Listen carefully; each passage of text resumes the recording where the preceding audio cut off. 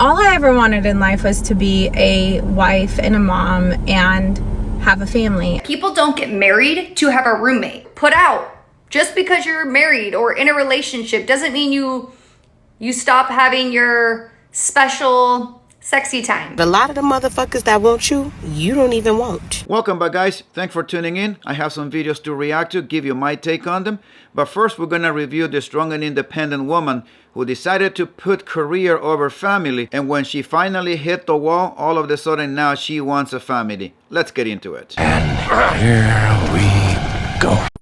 I really don't know how I got here. I am literally sitting in my car, just finished a business meeting about acquiring a pretty good, we'll just say a existing business, okay? And I'm just sitting here looking back at everything that has happened in my life, like, what the fuck? Like, all I ever wanted in life was to be a wife and a mom and have a family. Well, I got some bad news for you, lady. If all you ever wanted in life was to be a wife and to be a mom, that's kind of late for you at the age that you are. Simply because this entire process will take at a minimum of 7 years. Minimum, if the man takes his time, which I would tell men that you should. First, you have to meet this guy. Then you're going to have to go on dates.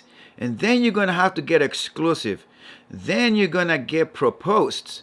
And then you're gonna get married. So if you are in your 30s, you're looking at 37, maybe 40. And by that time, it's kind of too late for you. I wish you had more time. I like the simple life. I want to live a little bit out in the country on some land and have 2 cows, because if you have one, it's gonna be lonely. With my family, and I wanted a big family, and you know, the kids come over when they grow up, and then the grandkids come over, and like we all ride 4-wheelers together and just all that kind of stuff, you know. And I was married for 10 years. I don't believe I heard you correctly. And I thought like my life was great and perfect. I mean, it wasn't perfect, but you know what I mean. And well, this takes a different turn. You did have a man. You had the opportunity to make your dream a reality. You were married for 10 years. You could have well had the big family that you wanted and moved to the countryside with your farm animals. But what happened? Did someone talk you into getting a divorce? Did you decide that it was a lot easier to get out of that marriage than work on the differences and the issues? And now that you have decided to pursue a career and be the strong and independent boss babe, all of a sudden now you realized that family is what mattered. You had the chance and you let it slip through your fingers. I just don't know how I got to a place where now I have to be the sole breadwinner. And like, I'm not passionate about being a business mogul. Like, I'm actually passionate about being a traditional woman.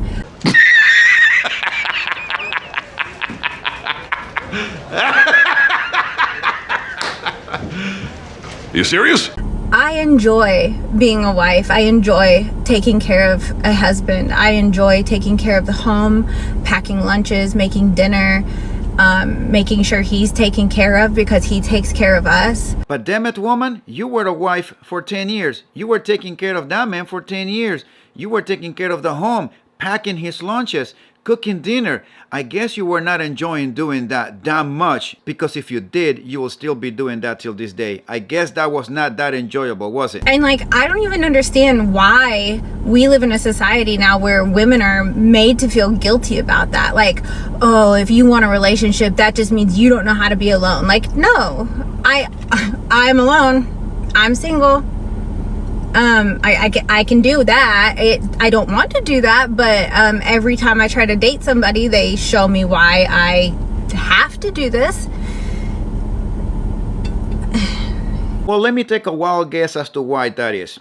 I assuming that the guys you're dating do not make 6 figures, and since you are a successful independent woman, you want a guy that makes way more money because you want to be a stay-home wife having a bunch of kids in the country with your farm animals. You have to pursue family over income. But unfortunately, these modern women do not want to pursue nor date a guy that is making less than 6 figures, as if 6 figures is the only income that will satisfy a comfortable lifestyle. This is where the delusion of these modern women comes into play. It's like, how do you train your brain to accept this when it feels so wrong? Like you're going against everything in your nature. How do you switch that and make that your purpose when you feel like you were put on this planet to be a wife and a mother and raise a family and do things the traditional way? How do you train your brain to accept that pursuing a career over family is right when you know it feels wrong? Well, you are never going to be able to do that because you cannot go against biology. You can lie to yourself all day long. You can have friends lie to you all day long. But deep down your heart, you know that you cannot go against that which you have been put on earth to do, which is to procreate and have a family and live in a family unit. You're goddamn right. Can we talk about why people think once you get married, you now can be roommates? You no longer want to be intimate with your partner anymore. You no longer want to plan dates. You no longer want to have a fun relationship. You guys just become roommates. The intimate sessions go further and further apart. Why does this happen? The answer is very simple. Because the man that they ended up with is the man that they settled for. Guys, you need to be aware that most women end up with guys that they settle for. Very few end up with the guy that they really want. And since they end up with the guy that they settle for, those guys at least had one requirement that the women wanted, and that is financial stability. So what they'll do in order for them to continue to have access to his wallet, they give him maintenance sex. Once a week, once every 2 weeks, and in some cases they weaponize the sex. And then that's when they become roommates in a marriage or in a relationship. And then why do you get mad or why are you baffled when your partner cheats? I'm not justifying cheating whatsoever, but you're in a relationship. That is a part of being in a relationship, is being intimate. People don't get married to have a roommate. You want to marry your best friend that you're going to continue building memories with, having that intimate connection. If you are not intimate, kind of difficult to have that next level of connection and bond. People in relationships need to realize this. Why do you think people don't want to get married? Because so many couples out there get married and they're no longer intimate. And I'm not talking about people that are in their 50s and guys' testosterone drops. Yes, you can do something about that, but that's not just willy-nilly by choice. That your body did that to you. You didn't do that to you. So I just don't get it. Let's normalize being intimate while in a relationship. Like that's ever gonna happen. Well, even if you try to normalize this, I'm here to tell you that that's not gonna happen. For the simple fact that the modern women today, with their high and unrealistic expectations and their demands from men, will put them in a position to pursue the top tier guy, the guy that they really want. But when they get closer to that 30 and they're about to hit the wall and they realize that that top 1% do not want them, all of a sudden they're going to have to settle for that man that they rejected all of those years when they were younger. I'm giving you ladies the secret sauce. If you want to prevent your man from cheating, you want to keep your man happy, do these things. This is very simple. You probably don't even need all 6 of these, but if you do these 6, it's very, very good chance you're going to keep your man happy and he's not going to stray. But again, if a guy's going to cheat, he's going to cheat regardless. So, take that out of context. Anyway, number one, stop nagging him. Don't nag your man. All right, listen, okay, listen. He doesn't want to hear it. Number 2, put out. Just because you're married or in a relationship doesn't mean you stop having your special sexy time. I like this one. If you don't want him looking elsewhere, then be in a relationship and be intimate with your partner. Number 3, cook him a meal. Cook him a meal. Make dinner for your man. Deliver some food to his house if you don't live together. Next one, clean. Clean the house. Keep the house clean. I don't know about you, but I love coming home from vacation and there's new sheets on my bed. My house is spotless. Your man does too. I promise you that.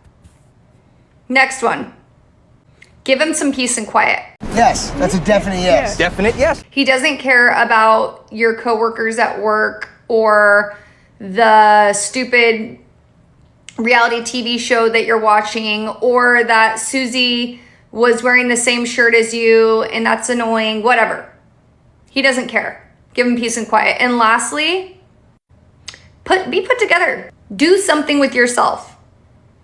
Don't always look a mess. If you're going on a first date, you're gonna have yourself put together. Back in the day, my grandma would never leave the house to even go grab the mail without lipstick on. Nowadays, you see people at the store in their pajamas. Don't be that girl. If you don't want him to look at some other hot mama across there, you be his hot mama. Simple.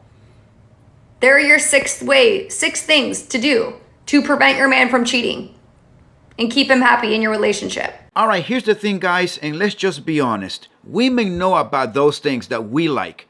Now, when you are dating and you start asking those questions, they will volunteer that information and they will tell you that they do like doing that for their men. You might buy into that so that you get in a relationship with them. There are very few women who are willing to continue to maintain that throughout their entire relationship and marriage. Some of them do it for just 6 months to a year, maybe 2 to 3 years. After that, the marriage goes to hell. And that is why I tell you guys that you cannot rush into marriage this quick. You need years to get to know that woman so that you know what kind of relationship you more likely will end up having once you get serious and put a ring on that finger. I don't know what women need to hear this, but hear me clear. If you got a man that loves you, if you got a man that's trying, that's doing everything in his power to get better and rise to the occasion of loving you, stay there.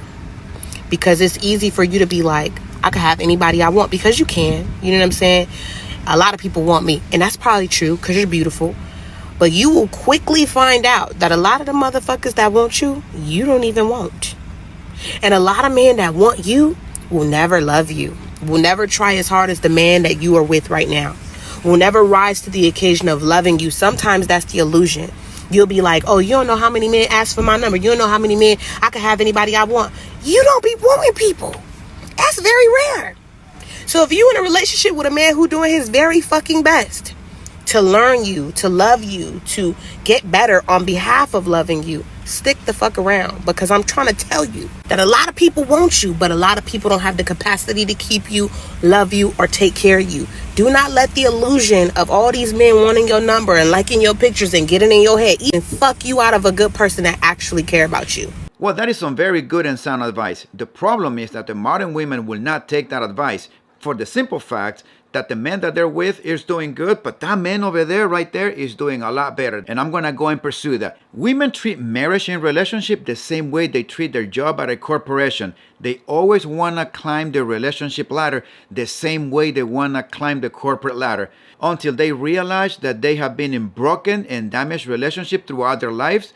And no man wants to be in a relationship with someone that is this damaged. So to those of you who are in a dead bedroom marriage or relationship, you have some searching to do, because this is not normal. I understand that when you have kids, the intimacy drops, but you have to pick that back up as soon as you guys are available and can. Having kids shouldn't be the excuse to not continue to have intimacy. So for those of you who want to be in a relationship, you should know about this going in, that if you are going to start having dead bedroom activities very early in your relationship, boy, that is something to be concerned about, because this should not have happened. And my suggestion to avoid all of this is to take your time to get to know your girl. You cannot rush into marriage. As a matter of fact, you shouldn't even rush into moving in together either. See how that woman will behave when you are dating and living separately, and then pay very close attention to her behavior when you guys are moved in together.